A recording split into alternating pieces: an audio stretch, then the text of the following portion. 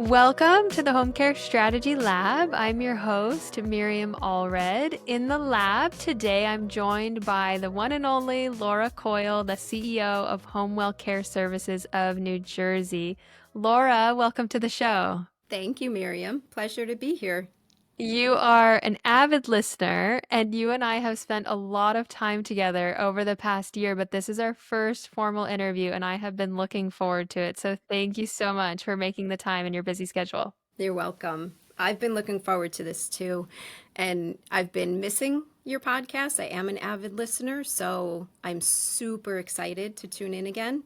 I'll be listening to every episode except for this one because I don't like listening to myself. You are going to listen to it because you're going to get so much feedback. You're going to want to hear it back for yourself.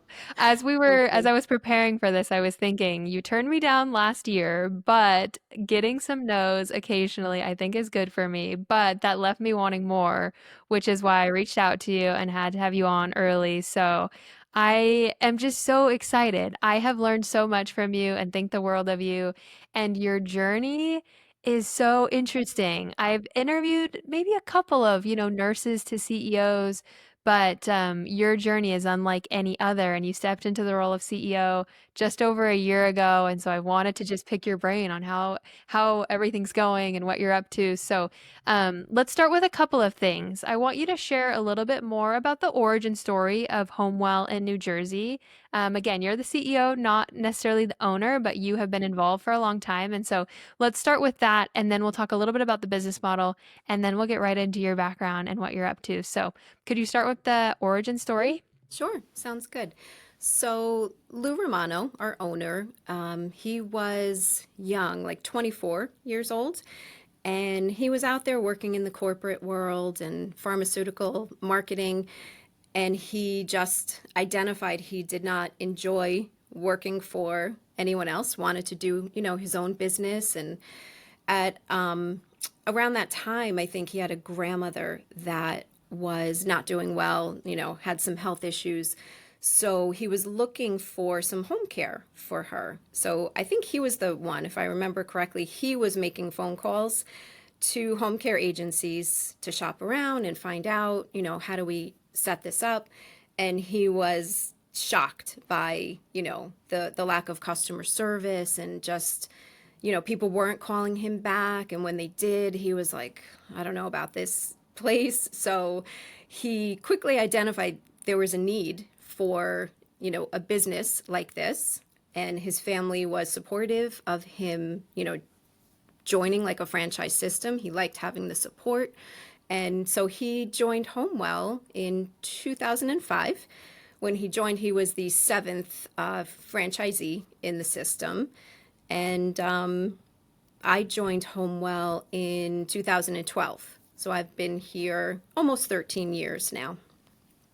Amazing. I was just going to ask that. So, when did you join? And talk a little bit about your early days. Well, let's talk about your background. Let's start, give us a little precursor of your background pre-Homewell, and then, yeah, what drew you there and kind of your early days in the business. So, my background, I've been a nurse for 31 years now. And early on, one of my first jobs actually was in home care.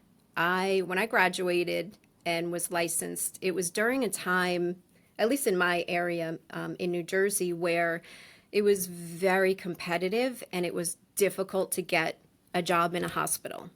You either had to know someone or have graduated from a very prestigious school, neither of which I did. So I did a home care job initially, one-on-one private duty care with, a patient who had cancer, taking care of them in their home. So that was a brave undertaking for a brand new nurse. And luckily she was a very sweet woman and she taught me things that I needed to know about nursing and home care.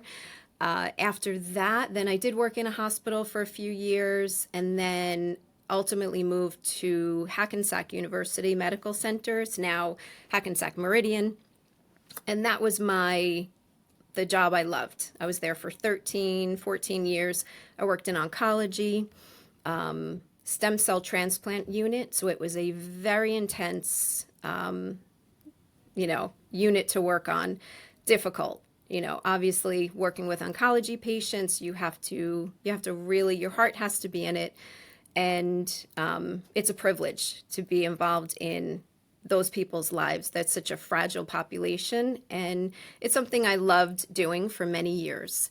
Um, while I was, working there full time, and then I started having my children 25, 26 years ago, I went from full time to part time down to per diem. Then, when my kids were getting a little older and they were getting into school, I had some days during the week free. So I decided to sign up with a few home care agencies and do more home care, like skilled nursing visits. And I enjoyed that for a while. I can appreciate the caregiver grind of working for two or three agencies at the same time, going with who gives you the shift you're looking for, the most money, what works for you. And so I did like maybe a year at each agency and jumped around a little bit. So that kind of gave me a taste for home care while I was still working at the hospital. I think I thought that was going to be my ultimate career. That's what I was working towards, and going for my master's degree in nursing education while I was working. And life throws you some curveballs sometimes. So my dad ended up getting cancer. He ended up passing away from cancer while I was working at the hospital. So he was treated by my oncologist there. He was, given chemo by nurses I worked with and had trained. So it was difficult after he passed. It was very difficult for me to have that same passion, and a job I once loved just changed for me. So I stayed about 4 years afterward because I'm super stubborn, and I thought I'll get through this. It'll get better, and time heals everything, and it didn't. So I ended up leaving there. Mostly because I didn't like the nurse I turned into. I think I was guarding myself more and more, and I was not, meshing with my patients' families and bonding with them like I once did and supporting them. I just wasn't the same nurse, and I didn't respect it in myself. I didn't like it or respect it. So I figured I need to remove myself from this. So I left there, took some time, a little bit of time off, trying to reevaluate. I don't want to go work in a hospital again. Do I want to work in an office? Like, just wasn't sure where I wanted to land. And there's something exciting about that, to have options and, not know what direction you're going in yet. So then I ended up seeing an ad in Craigslist and for HomeWell. And I thought, seems like an easy job because that's what I was looking for.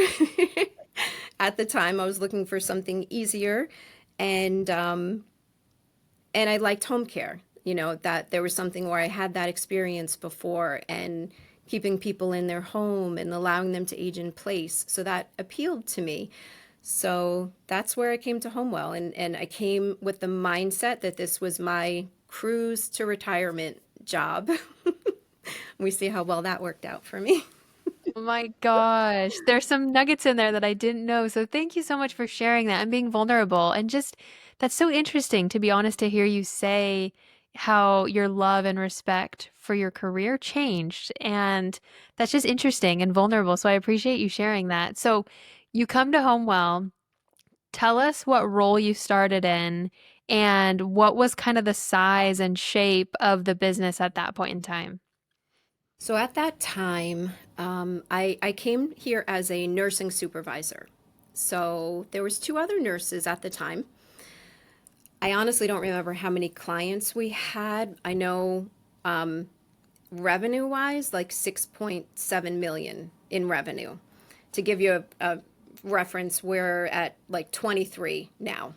Um, we were in a very small office. There was under 10 people working in the office. And so my role was to go out and see clients, do initial assessments and, write care plans, supervise the home health aides, and just an entry level nursing job. And that didn't last very long. But at the time, you probably weren't thinking this is going to become a track to become CEO. Like, was there No. conversations? Was that crossing your mind? Did you think that you were going to be a nursing supervisor, director of nursing forever, right? Yeah, yeah. Initially, honestly, um, there was definitely it was very different then. Very, very different. And anyone who's been here like more than 10 years, we talk about the old days and we joke about them. We're so glad they're over. Very different crowd here, different people, a lack of processes, just a lack of organization.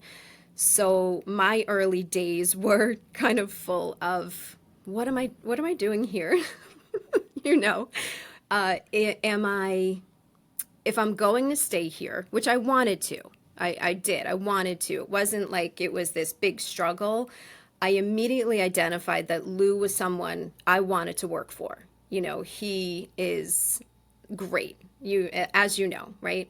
He is generous, he is kind, his heart is in the right place. He does this for the right reasons, and he just needed help. He didn't have people around him that were looking to help him. Quite the opposite. So I knew I wanted to stick it out, but if I was going to do that, I needed to be part of the solution. Mm.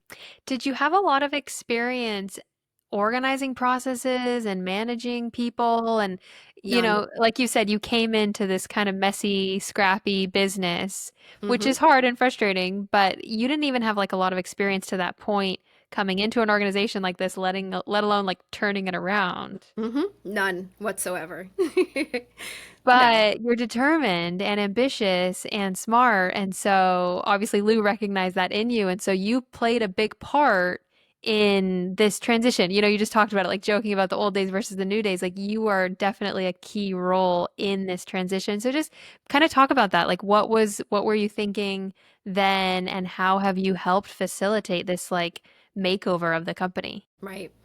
I think it helped that even though I don't have that, the business background and the even working in an office, really not, no significant background there, but my level of expectation for myself and for the people around me, the unit that I worked on and where I came from was the nurses were very autonomous. So we were allowed to really function very independently, and a lot of pressure, but there was a very high expectation, professionalism, empathy, to be really well rounded. And those are like world renowned oncologists that we worked with and worked for. So the bar was set really high.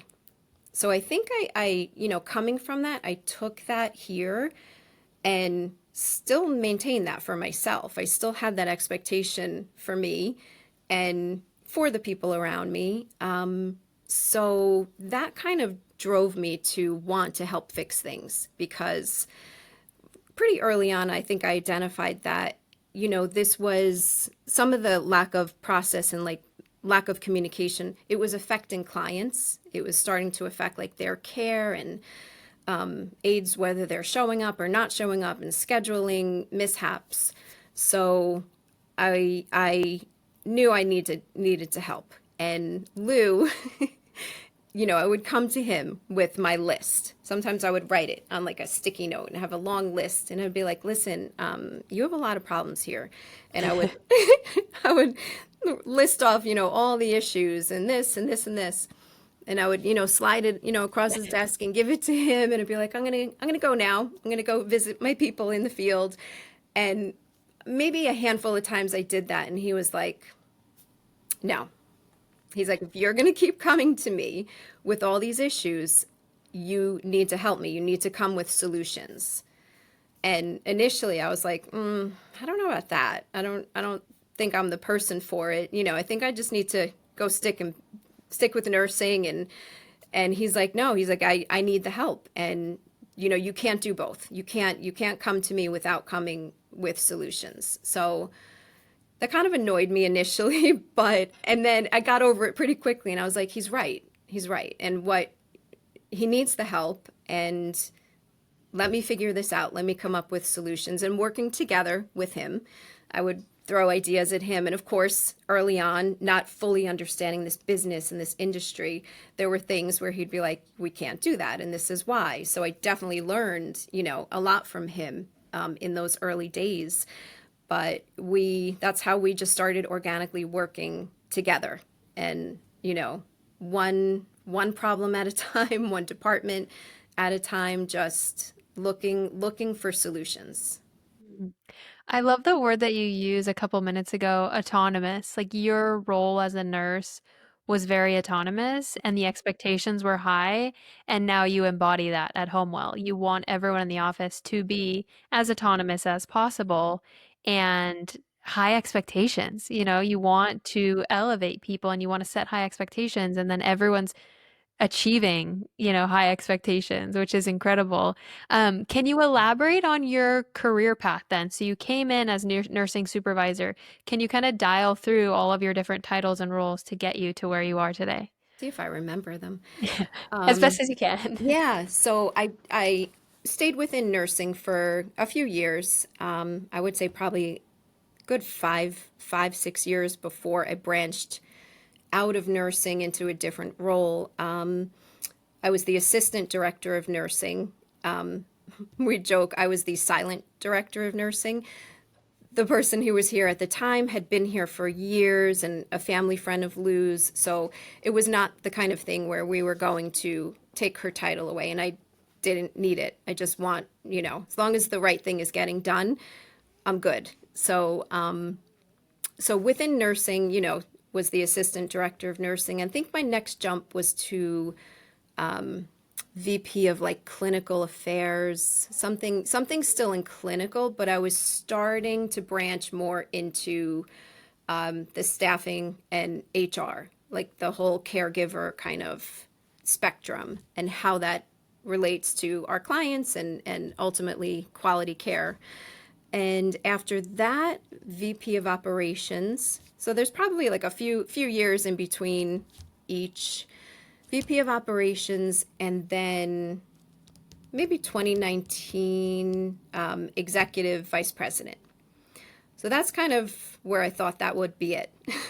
you know, Lou at that point was the CEO. So he was the number one, I was the number two, and then we had all of our, directors of each department. So that was the structure until a little over a year ago. And let's talk about that. A little over a year ago, you become the CEO of this franchise that is owned and operated by Lou and his family, Hmm. essentially. And so you stepping into the role of CEO is a huge ordeal for you and for them. Um, there's so much we could talk about, but can you share a little bit about this past year? It hasn't been easy, and Mm. you've done a lot of work and done maybe even some hard things, but can you give us just a little inkling into like what this last year has entailed for you and what you stepped in to do? Yes.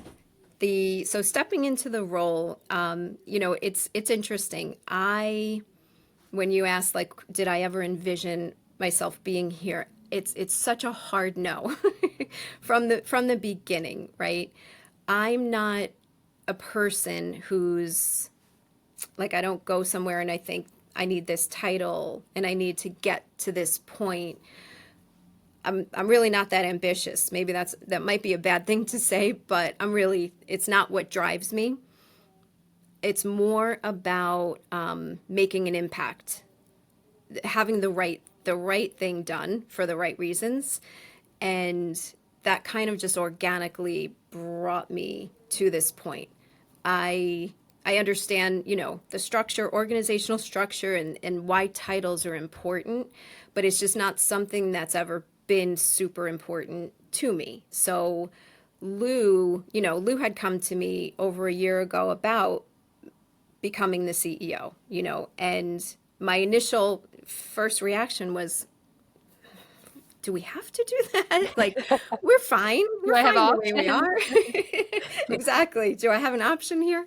I felt like things were working and we're good. And yeah, I think I said no actually the first time. And then he came back to me again. And so I said, all right, I need to be open and listen and let's talk about this. What does that mean structure wise? Because I felt like things were working well and they still are. So it was for him, he felt like it was important that he, you know, kind of take a little bit of a step back and let me really be in the forefront.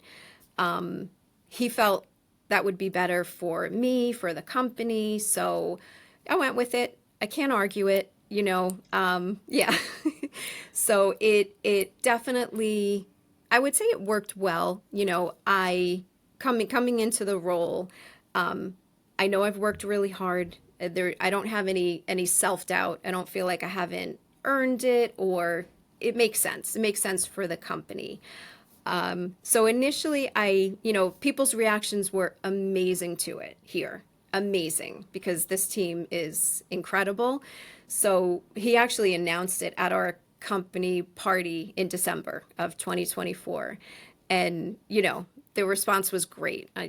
It got me choked up. It was just incredible. So I just felt great coming into it. And I would tell everyone, they were asking me, how do you feel? Like, what are you going to do now? Like, what's your plans? And I'm like, I don't really have any plans. Like, we're just a status quo. I like even, I like consistency. So things are the same. I've kind of been doing this role, so you can expect the same. And that was like my message to people. And then I don't know what happened in my head. Something happened in my head where then at some point I was like, all right, so I need to make a list. I need to like start making more changes and come up with new strategy. And so I started making this long list for myself. And then I realized I'm like, okay, so I'm already at my max. I can't work any more than I do. I'm already working too much. And I have these goals and things that I do want to implement, but how do I get there when I need three of me to do that?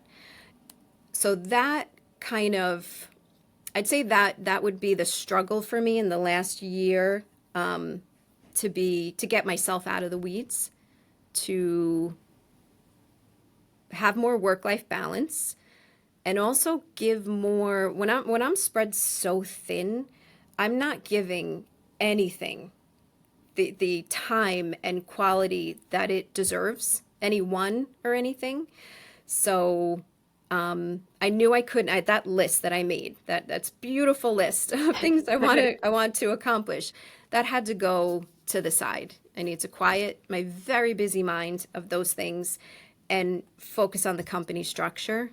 And that led me to start this year-long kind of company reorganization of how I needed to change some things. If I'm doing too much, how do I get myself help? Which Lou and I have talked about for a long time, but it's like when I'm so buried in the weeds, like what does help even look like for me? And I struggled with it. I struggled with what kind of role is that? Am I spending a year of my life training someone else to do things the way I want them done? That person could be a question mark, new people always are.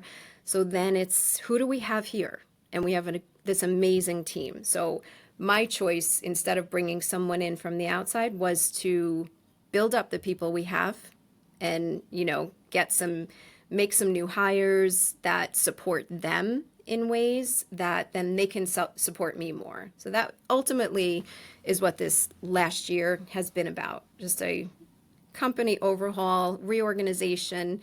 Not quite done yet. I'm close. I'm close, but it's been a lot. Oh, Laura, thank you for sharing all of that. I love your humility and your nonchalance, like, oh, I'll just be the CEO. Like, I think that's what draws me to you. I think that's what draws so many people to you is just you're so humble in nature and you're so easy, but also so like strong and powerful and intelligent, and that mix is just like so special and has made you this incredible CEO. And I love you sharing about that list. It's like you had all these, you felt the need to have the list, have the strategies, to have like the game plan. But I like your transparency and just put that aside and kind of ride it out. And then, like, organically, you knew that things needed to give for Hmm. yourself and for the organization. And then that kind of dictated like what your past year has been. One Yeah. of the things that stood out to me, you said you are very impact driven, which is incredible. And I think a lot of owners and CEOs in home care are impact driven. They would say the same thing. But as the CEO, you have to balance the numbers, the KPIs, the revenue, the deliverables with that impact driven mentality. How are you balancing that? Have to say because of the team that we have here, I think that lets me have a really nice balance of that. Um, we have a CFO. We have these really strong directors in place that they don't need to be led. They don't need to be, inspired, and they come to work inspired. They come to work ready, to make positive changes, and they are all part of the solution. So I think that makes it easier for me because I don't feel alone in it. I don't feel like this is just me. And Lou is, I'd say he took a half a step back, in this last year. He's very much still present. Everyone here loves him. So, being in the same boat with these great people, I just feel like we're all rowing in the same direction. We're all in it together. So we want the same things, and that makes it really, to me, that makes it easy. It's just quality service and customer service and all the things that what we're here for. It falls into place organically. It doesn't feel like you have to try. Mm. Which, I mean, we could totally try and unpack that because you said everyone comes to work inspired. There's a lot there. You know, you're inspiring them, they are inspired by the clients and the caregivers, but to maintain that, to retain that inspiration, year over year in a home care business is really hard. And I'm sure you've seen that and had to inspire people. But I don't know, anything that comes to mind that you have done or seen to like maintain that inspired team. I think that a big thing is consistency.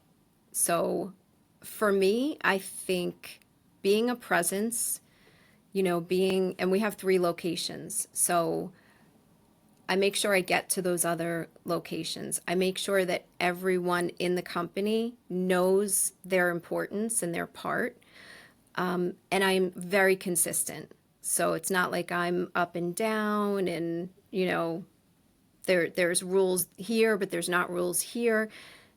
Complete consistency, showing up and making this a really safe place for people. It's just a basic fundamental thing. And then how we communicate our why, how we communicate our success stories. We do these, we call them all hands meetings, where we do it twice a year. And our CFO came up with the idea for it. And we have a theme. We talk about each director, each department gets to present like the past 6 months, everything they've accomplished. But they also get to present their struggles, their challenges, what their goals are for the next 6 months. So there's this constant feeling of you're a part of this. That's the constant, consistent message that no one department is more important than the other. This isn't like sales is everything and operations is just here to serve. That's not this world here. Everyone here has an equal part in our success. And you see it. You see it in people. That's, every role, big, small, medium. Um, they bring their best foot forward because they know their worth. They know how important it is. And I do think, the success stories that we share, like the testimonials and the client pictures that come to us, the 100th birthday celebration. And so people who aren't in the field, they're not, talking to clients in person, but they get to see them. They get to get that warm and fuzzy feel. It's just a great reminder of like why we're here, what we're doing, why it's important. So, and we're just lucky with this team. They're really great. Yeah, I love everything that you said. And the two words that stand out to me is like consistency and equality.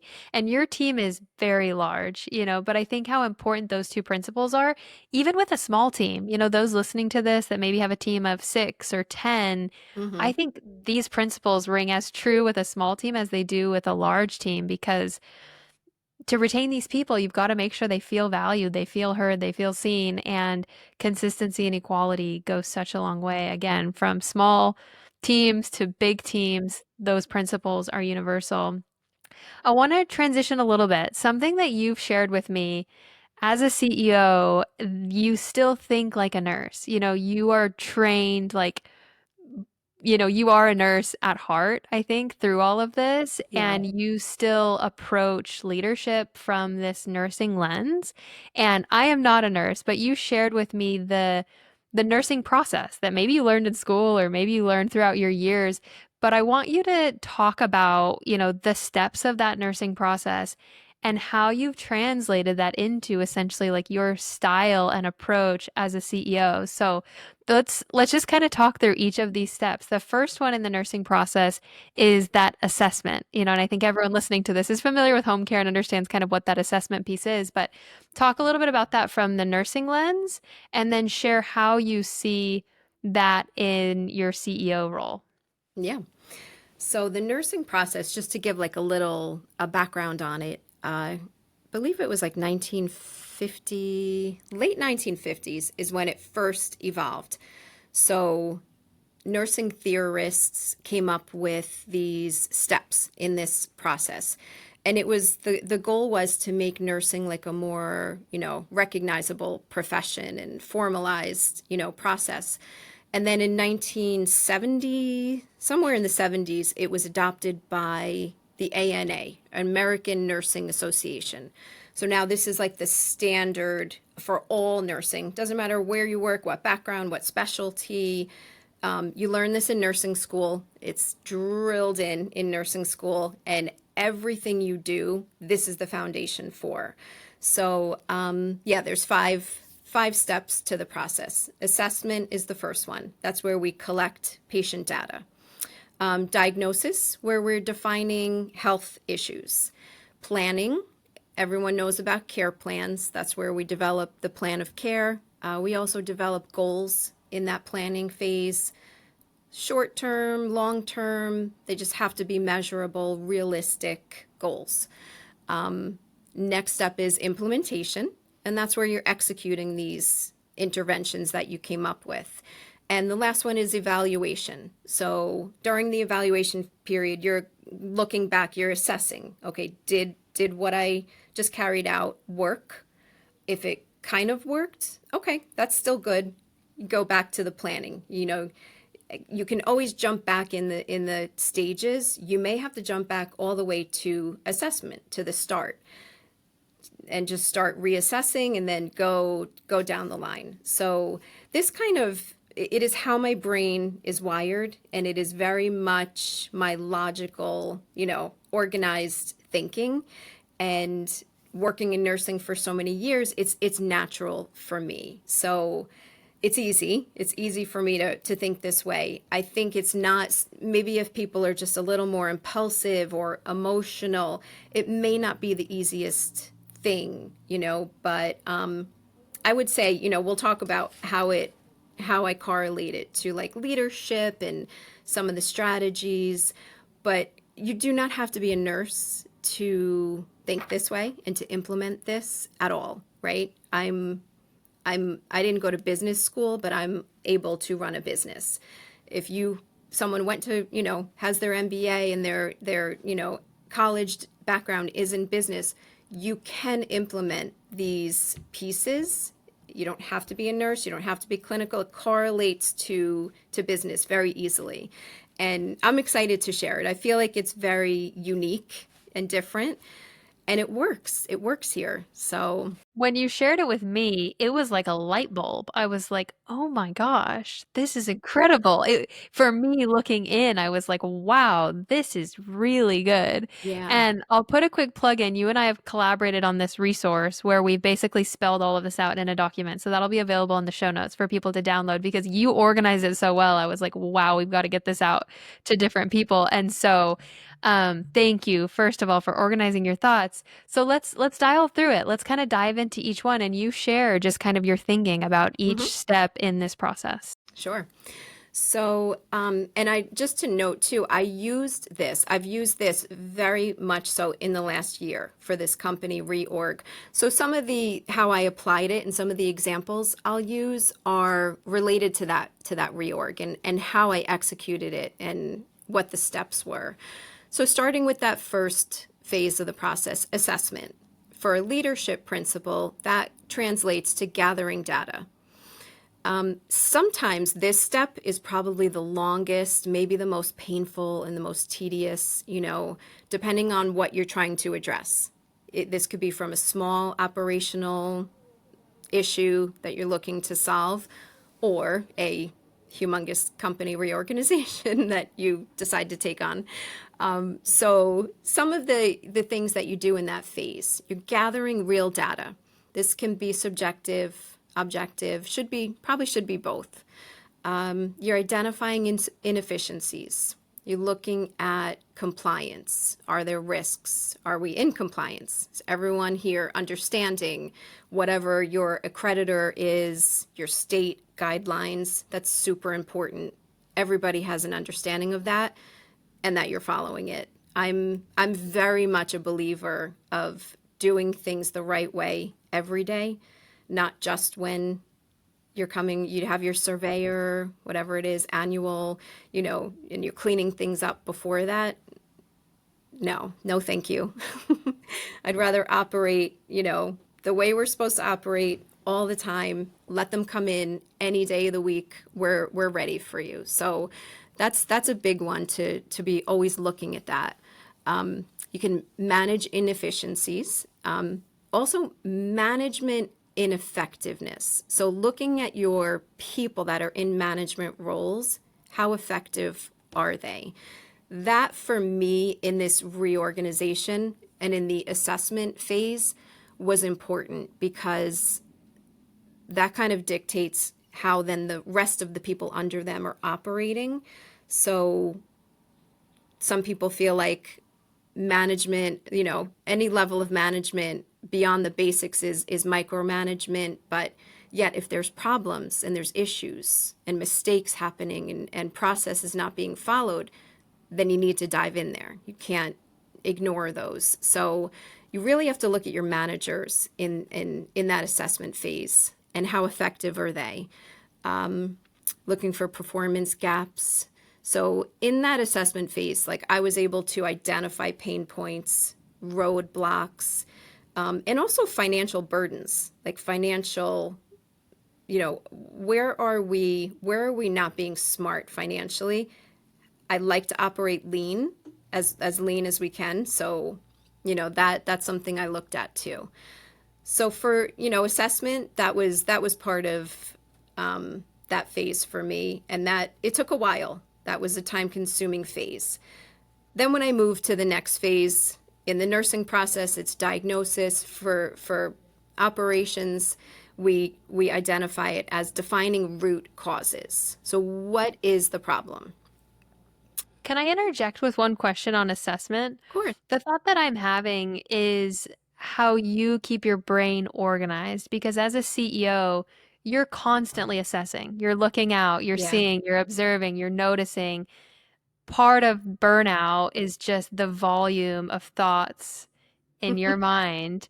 And your team lives in well sky, that's where like all the clients and the caregivers live. But like, where does your brain live? How are you staying sane and keeping all of this information, all of that assessment data organized? Is that on paper? Is it in a note? Like, how do you Such a keep your good brain question. organized? Yeah, because there's a lot. It could be overwhelming. It really can because you're so right. Like because of how my brain is wired, I am constantly assessing. And I'm quiet. I'm quiet. I'm an observer. I'm never going to be the most talkative or loudest person in a room. So I am constantly just taking in information, and it can definitely feel overwhelming. So I have a good planner that I use daily. I go at night, I go home as I'm thinking after dinner, I'm thinking of something, I have to write it down. I also use monday.com. It's like an online project management platform, and I feel like that's super helpful. I feel like we as a company we use it, and we use it for project management. We use it every Monday morning and we go over things, so I can go in there and make notes and make updates at any point, and then everyone else can see it. So those are kind of the two ways I do keep myself organized. I my Outlook calendar, very heavy in Outlook calendar of just reminding myself. I have a list for tomorrow of things I don't want to forget to accomplish and check off the list. So, yeah, those are three ways. Yeah, that's good to hear. I was just curious because I know you as an observer, and that can just get really burdensome really quickly. And I'm the same. Write everything down, just like get it out of my head onto paper. And then when I, go to bed at night, it's like, okay, I've got the list ready to go tomorrow. And it's just Yes. cyclical. It's like just get it out of the brain, write it down. So, and it was just curious. Yeah, if you use, it sounds Mm-hmm. like Monday.com, which is great because you can document, and then the team also can have eyes on certain things inside of there, which is great. Mm-hmm. Yeah, we do. We find that helpful. So let's keep going. So second stage in the process is diagnosis. So keep Right. going on that one. So we're defining the root causes and coming up with like where did you identify the issues? The pain points are always, what is the root cause of the problem? You have to take your time here too, right? Don't think just scratching the surface and you find like one or two things wrong. You have to keep digging. Just find it all, get it all, find everything before you move to the next phase. I think that's a mistake. I've done it myself and I've learned from it to jump and think instinctually, okay, that is the problem. Let's fix it. And then it turns out I should have asked a lot more questions. I should have really dug in more. So just some examples of things that I found, and things, under this category like workload imbalances, leadership gaps, operational inefficiencies, wrong person in the wrong seat, non-compliance in a role, and lack of accountability. So those were kind of big things that I had identified. And so now you move from that, from the defining the root causes. Next phase is planning. So developing solutions and setting goals. Here, examples are like developing structured solutions and creating organizational strategies to address these inefficiencies, to address compliance. How do we educate everyone and then get them in full compliance? And then that needs to be watched. You can't just assume, set it and forget it, and then everyone's going to do it because you said so. Audits need to be in place. People need to be managed and things need to be watched. And I've learned more and more over the years, not everyone's comfortable with that on both sides. As a manager, some people aren't comfortable with that. And as just an employee being managed, they consider that micromanaging. And there has to be good communication and explanation. This is why we have to look at it. This is how it affects us in the long run if we don't look at it. So a lot of just a good communication, I think, can avoid those issues. But as I said, wrong person, wrong seat. If you have someone who's really fighting against that and can't get on board, you probably have the wrong person. And, no one likes that, but you can't avoid that. You can't dance around that. We've learned that the hard way too. So Which is a big part of the role as the CEO is identifying that. Maybe it's obvious to some people, but Yeah. you have to be the one to vocalize it and to kind of take those matters into your own hand, which is actually the question I kind of wanted to ask around like diagnosis is, um, as the CEO, you may feel this weight to be the one to identify all the root causes. Has that been your experience that you are the one identifying those root causes, or does your team feel empowered and open enough to come to you with what they may think is the root cause? Is that happening as well? That's totally happening. Yes. I would say early days, it was me. I had to identify everything, and there was a pushback and there was a denial of things being wrong. Fast forward now for quite a few years now with the right people surrounding, both Lou and I, those people are bringing the problems to us. We don't have to look. We don't have to ask too many questions. They're totally on board. So they want the same, level of expectation that we have. So they'll bring it to us, and they come with solutions. Mm. Not like I did not early on. Which I'm glad you're calling attention to this because I think this is like a cultural thing, is empowering your team to dig deeper to find Hmm. root causes. Because in a business, there's a lot of issues, there's a lot of miscommunication, there's a lot of challenges happening all day, every day. But challenging your team to, dig deeper and look for the root causes. And as a team, let's find these root causes and then, surface them and then work together to resolve them. And then that's where the planning comes in is okay, we've got all these root causes.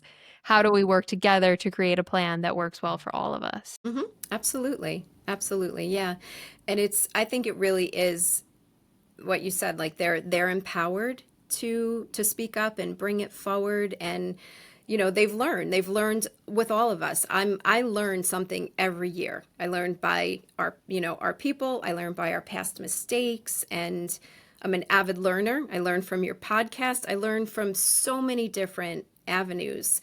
So we all have that shared mindset. We want to keep getting better individually as professionals, but as a team we just keep getting better. So it's, it becomes easy at a certain point when you do have the right people in those positions, and it's not a struggle anymore. Yeah. Could you share what are these root causes? Can you think back to maybe a time when you thought it was something else, or like when it wasn't obvious what it was, and then you did have to like kind of do that deep dive diagnosis and you found out like, okay, this was the root cause. Like, does anything come to mind that you've experienced? I would say, yeah, I can give actually a recent example of something, and this was only like in the last year. So we were we were getting like some client complaints that they weren't aware of like a schedule change, didn't know this aide was coming. They didn't know her name. Like just this like seemed like a breakdown in communication.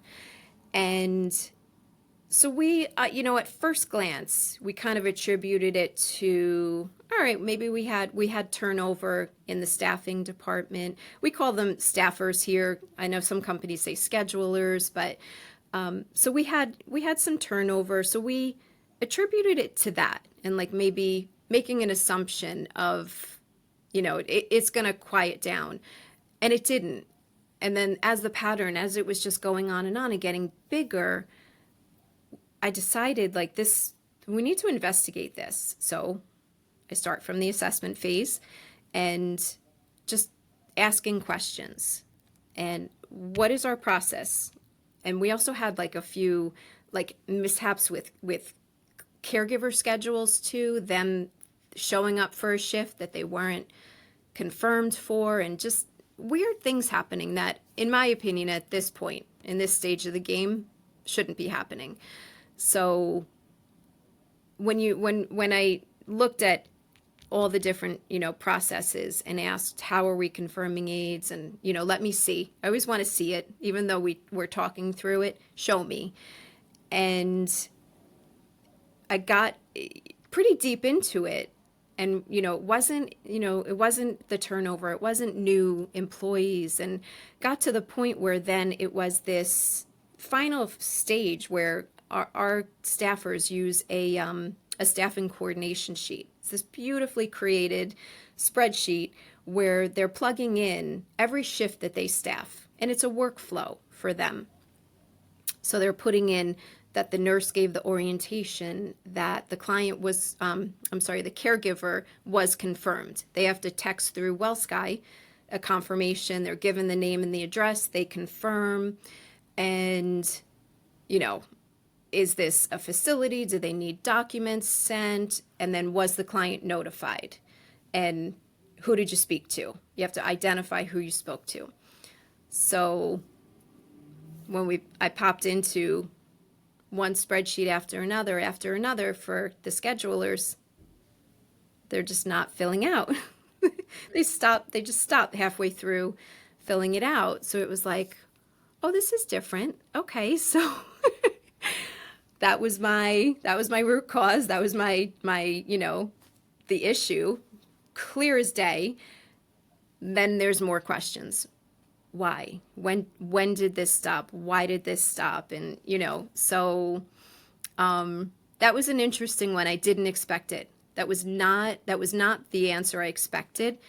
I mean, an easy fix, but that just then you dive into whose ownership is this, and who's managing it, and who's now watching it, and this needs to be audited. This has to be audited weekly, because we're not going to go backwards. We can't, say this for 3 months and have full compliance, and then we fall off again, because you can see the direct correlation with these mistakes and communication lapses by not completing the spreadsheet, just going halfway through a process. So that was an interesting one.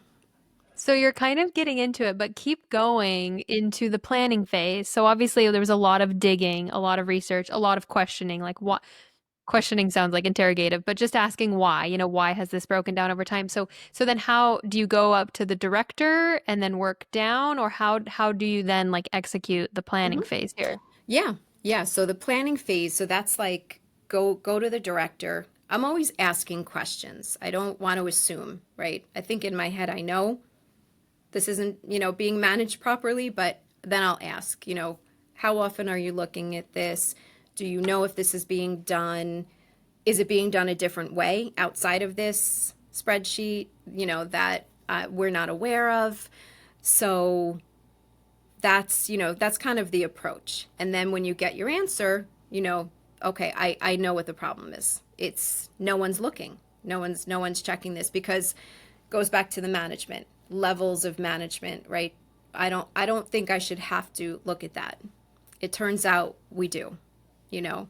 So that's where the workflows come in, and the organization of just like weekly audits. What's important to look at? There's weekly, there's monthly, some things are daily, but I think we have to then, and that's part of that implementing stage of what is that plan? That plan is identifying audits, identifying level of management and executing it, putting it into place. So, I like the word that you're using, audit. The next stage in the process is this implementation. And I actually think audit's like kind of a good like synonym to that, is essentially you create the plan, you're executing on the plan, and then during the implementation, you're refining, fine-tuning, auditing the process as you go. So continue to share kind of your thoughts on the implementation. What are the thoughts that come to mind with that phase?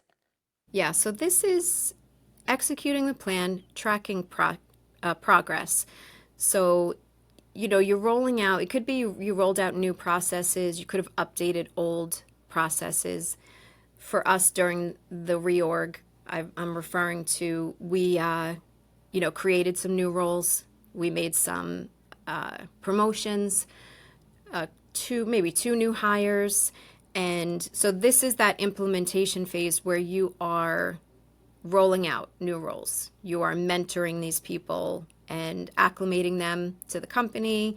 Even if it's an internal promotion, okay, there's still training that needs to be done there, structured training. What does that look like? and implementing that. Always with a time frame, because everyone's so busy. So if you don't commit to a time and you don't put a goal, a measurable goal with a time, we will kick it down the road. you know, I and Next I'm quarter.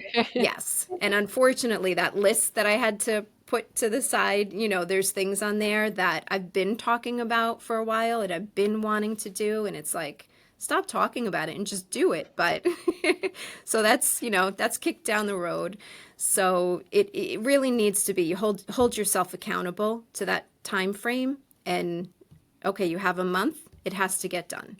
And I like to check in with people. I like to check their progress, like, even if they gave themselves a month or two to accomplish something, how are you doing? Holding accountable before that, very last day up to the last minute, because if I can support and help in some way, I will. I'm happy to. So yeah, so implementation, and also, are there new KPIs to set? We're all big on KPIs. We all have them. We have them for everything. So new process, new role. Maybe there's something new that we need to attach to it that holds that person accountable, and we could see the results.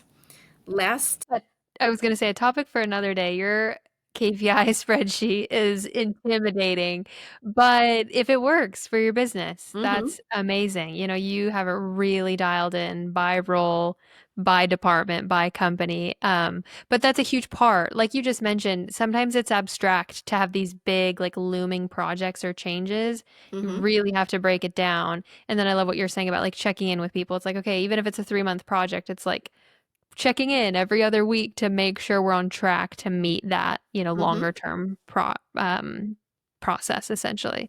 So yeah, cover the last one. Then I want to ask a few questions. So the last one is evaluation, correct? Evaluation. Yes. So you're measuring your results.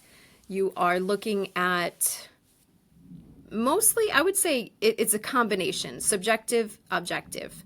So looking at those KPIs, checking processes by audits. Is everyone following it? Does anything need to be tweaked? This is that evaluation phase where you can identify what worked, what didn't, what kind of worked, and then you're back to replanning, adjusting some things, uh, and then you're just always looking for continuous improvement. That's just part of that evaluation phase.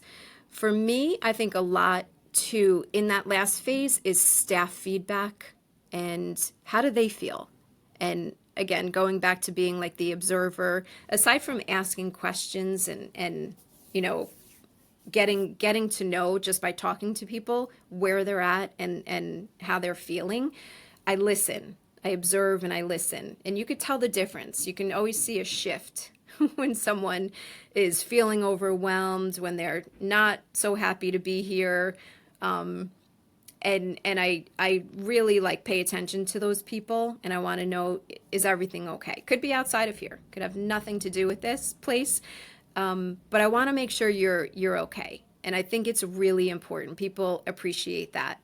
And if it's a workload, someone who just took on a new role or was promoted and now they're feeling overwhelmed, let's talk about that because we don't want that.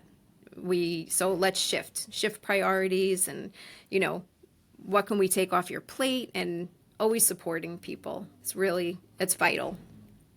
I love all of this. Let me just dial back through it really quickly. So assessment, diagnosis, planning, implementation, and evaluation. You've been kind of talking in terms of this like restructure this past year, but the beauty of this, and you said it at the beginning, is just this can be repurposed in any aspect of the business. Small operational issues, large strategic overhauls, like this process can be valuable and repeatable in every instance. And that's what I love about this. And the question I want to ask, is this a company-wide framework? Is this just kind of like live in your head and this is your mode of operation?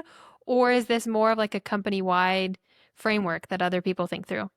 So it's definitely my foundation. I would say no one here really understands this, like how we just mapped it out. So, but this has kind of brought that to my attention that I should share this. I should share this with everyone. I'm sharing it with you guys now.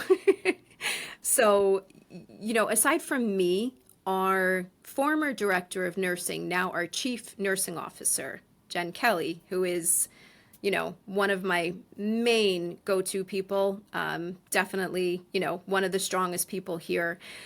She probably does this without even realizing it. We call it having a nurse brain, and we have like labels for it, but I will guarantee you she'll read this and say, "Oh, that's why I do what I do." Because Yeah, we're talking about it really rigidly. It's like, here are the 5 steps, but you and Jen and others are likely implementing it so seamlessly. Like it's just yeah, how your brain works. But yeah. I do see it as like a framework. It's like this process, again, can be used in finance, can be used in HR, can be used in Hmm. scheduling. Just it's a way of thinking and like problem solving is how I see it. Exactly. It's critical thinking. That's really what it is. It's critical thinking. And even though I don't share this, this table and this talk about these phases with people, everyone here who they observe how I work, right? And how I lead. And the people that have been here for a while will say, I've learned from you. I learned, not to make emotional decisions. You have to base it on facts and whether it's data and, or someone's word for it, caregiver, no call, no show. Years ago we were ready to fire someone. Nope. They could be laying in a ditch. You don't know what happened to them. Call them, ask them, are they okay? So it definitely has created that expectation here that that's how we want everyone to operate and really think through and use critical thinking and be autonomous, problem solve, and it makes for such a better company culture here. It's made a world of a difference. Yeah. Oh, almost like want to challenge you. Like, I do think you should share it with your team and with your company because, again, they observe you, they're watching you, you're implementing this every single day seamlessly with multiple different tasks and strategies. But again, I just keep looking at it and reading over it, and I just think, like, wow, what a beautiful structured framework for Hmm. businesses to operate under. So I just think it's the most incredible thing. And that's what I want to bring to this podcast is like formulas, frameworks. Again, people listening to this will probably think, oh, we're doing that or we're doing this, but it's like, wow, I never thought of it kind of holistically. And, take what you like, take what you don't, implement it personally as a CEO or company wide. Like take what works for your business. But I think this is just such a strong framework for problem solving and for critical thinking. Absolutely. Laura, I want to end with you talking a little bit about what's ahead of you. I know we've talked a lot about, kind of this past year and what you've been through, but I'm sure you're excited and looking forward to things this year and the coming years. What are Hmm. you up to and what's on the horizon for HomeWell? Yeah, I definitely am up to getting to that to-do list that I have pushed to the side. So I'm really looking forward to that, and I've been looking forward to it. This whole reorg, I would say I am 80% there, and then we'll be done. I'm hoping by the end of the second quarter. So it's soon. I'm looking forward to tackling my to-do list, some new challenges for me. And for us as a company, I would say in the next year, another location is on the horizon. And that will be our fourth office, fourth location. So we have that to look forward to, and just continued, growth. We just had 16% growth last year as a company, which is impressive. I think at our size, our scale is something to be really proud of. And I know our whole team is. So I just want to keep that going. And this reorg really helps us sustain that growth with less pain points, less drama, more work-life balance for me, and continue growing. Incredible. Laura, this has been such a pleasure to interview you. You're such a natural. And I just want to say thank you for joining me in the lab. Thank you for thinking through all of this to prepare for this conversation because I Thank think you've you. really, really delivered. And there's a reason why you and the team there are so successful is because you're such an avid thinker and you're such an avid observer, and it really shows in the conversation today. So thank you so much. You're very welcome. Thank you. This was awesome.